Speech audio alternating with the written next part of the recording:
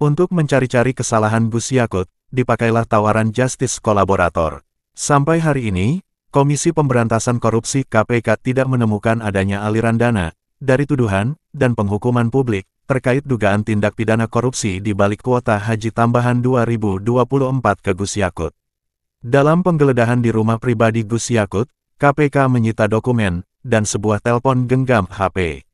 Dokumen yang disita adalah paspor pribadi, sedangkan HP yang disita bukan milik Gus Yakut atau istri, melainkan HP seorang kerabat yang kebetulan ada saat penggeledahan dilakukan. Tidak ada uang cash, tidak ada dokumen lain. Nihil, nol. Sampai dengan hari ini juga, tidak ada rekening milik Gus Yakut dan keluarga yang dibekukan karena terindikasi kecipratan uang hasil korupsi.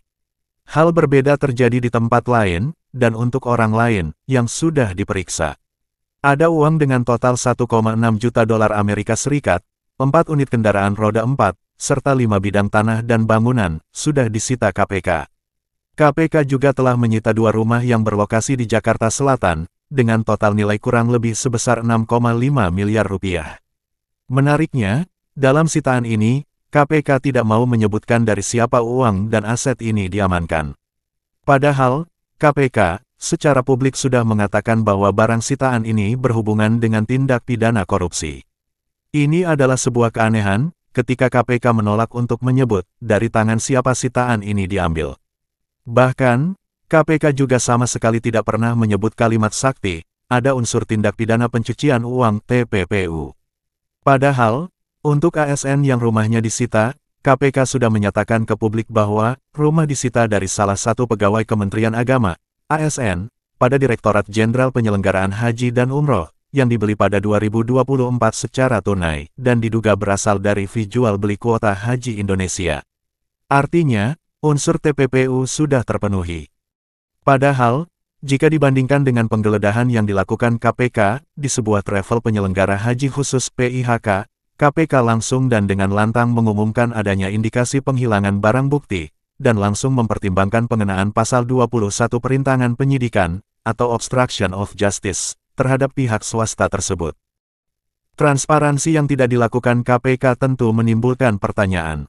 Cara-cara apa lagi yang sedang dipakai oleh KPK untuk menjerat target utamanya, ketika sampai hari ini, tidak ada bukti bahwa pucuk di kementerian, yaitu menteri, yang dalam kasus ini adalah Gus Yakut, menerima, atau menikmati uang korupsi. Seluruh keanehan ini mengindikasikan satu hal, KPK kesulitan untuk menjerat target utamanya.